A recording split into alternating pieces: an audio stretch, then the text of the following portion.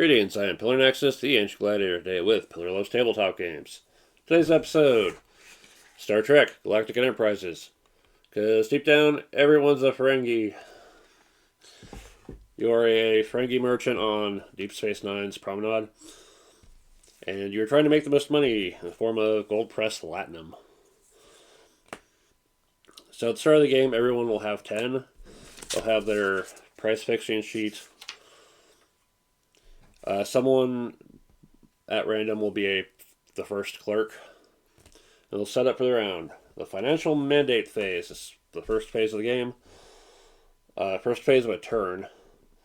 A number of market cards equal to the number of players will be in play, along with one random action card. It is face down, you gotta buy it to see what it is. Starting with the first clerk, they will nominate an item, and if they haven't bid on a card already, they will bid on one now, or bid on it with the starting price equal to or greater than its base price. So pads start out at 4.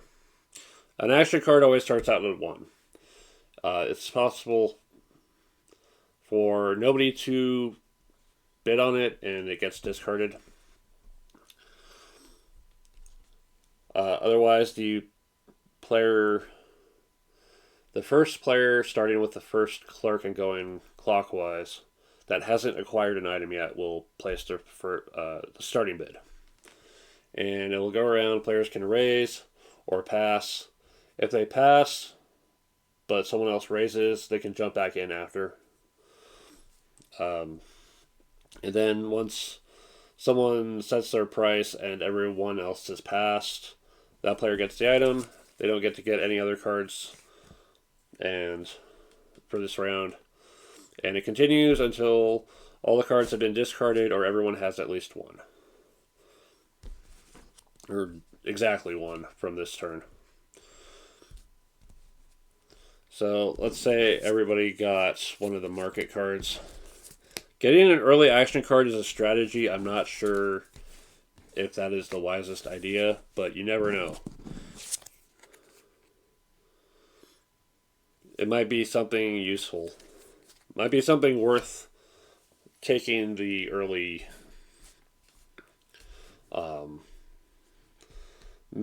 that early shot of missing out on some profit. So now we get to the Latinum squeeze phase, where you fix your prices.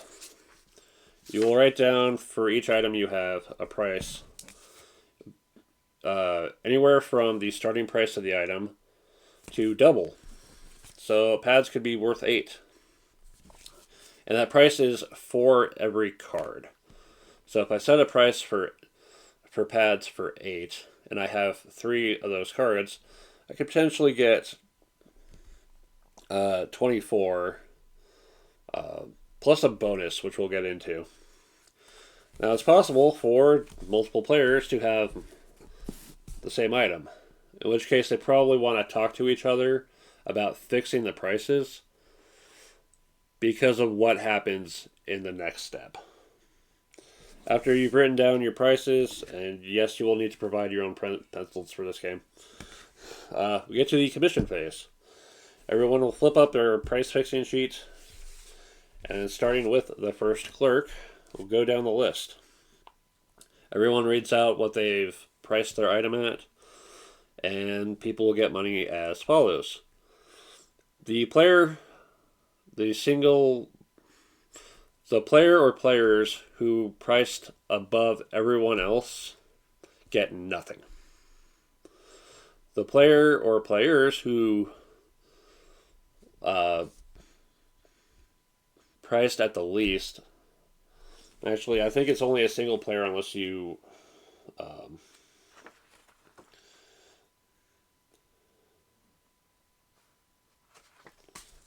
so yeah, only a single player that priced the least gets a 2 bonus per card on top of what they priced. Multiple players pricing the least don't get the bonus unless you're playing by the optional rule at the back. If everyone priced the same for that item, they are all considered to have the lowest price and will all get the 2 bonus. Which leads to the interesting part of everyone having that item maxing out their prices together with no one sneaking in the undercut move of pricing one below. Will also get the bonus as well. Once you get your money for your item, first clerk will go down to the next item until everyone's items have been accounted for and gotten their money, and then the first clerk card goes to the left. The game goes for a number of rounds based on the number of players. 3 to 6 is up to 10 rounds, and then 7 to 8 is to 8 rounds. It's based on the number of cards that are in this stack.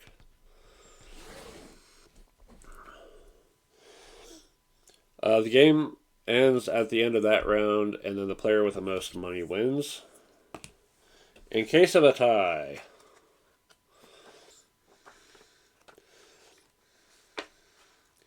the youngest among the tied players is the winner, because you're the young, new, hip market master. Other stuff that might come up, just paying attention to the turn order on when the phases are happening with regard to actions. It's like, if you're the first clerk, just kind of make it a point, say out loud, okay, we're starting the financial mandate phase, we're starting Latinum squeeze, start with the commission, and then give like a 3-second opportunity for people with cards to play them.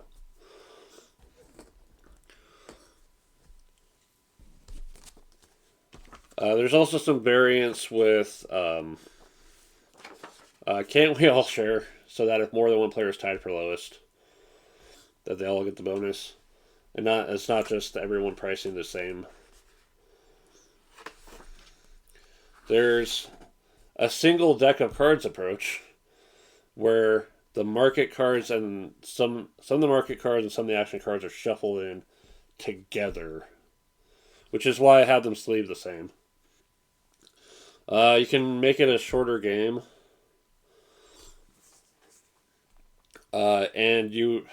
And finally, there's the minimum price for all items is 1 for selling, which is really brutal. You gotta hope you don't get screwed over. Yeah, just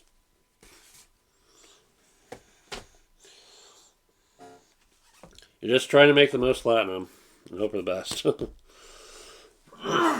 So, why do I like this game? I haven't played it yet.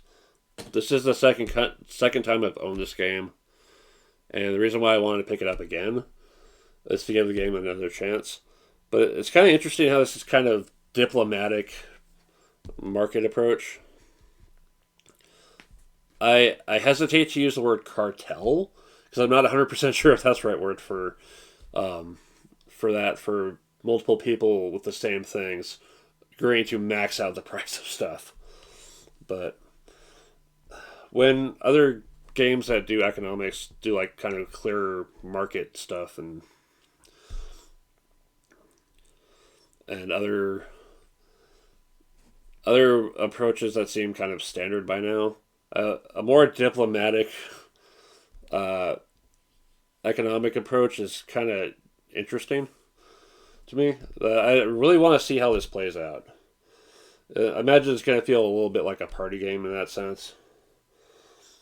Also, I just really like the tokens. They look nice. I always appreciate good money representation in any game. I would imagine getting actual like metal versions of these would be horribly expensive. But as it is with a cardboard, I think it's fine. Yeah, it's It's just a weird approach, and I just want to see how it plays. There's also the fun of, all the various Ferengi rules of acquisition on all the cards. I need to find the cohesive list of all of them. It seems like there's a lot with the one in the box being number 284. Yeah, it's also a weird approach for a Star Trek game. A lot of other games are like ship combat, exploration, empire building, business. It's kind of out there for Star Trek, but you know what? I'd play it. All right, thanks for watching. This is Pillar. I'll see you next time.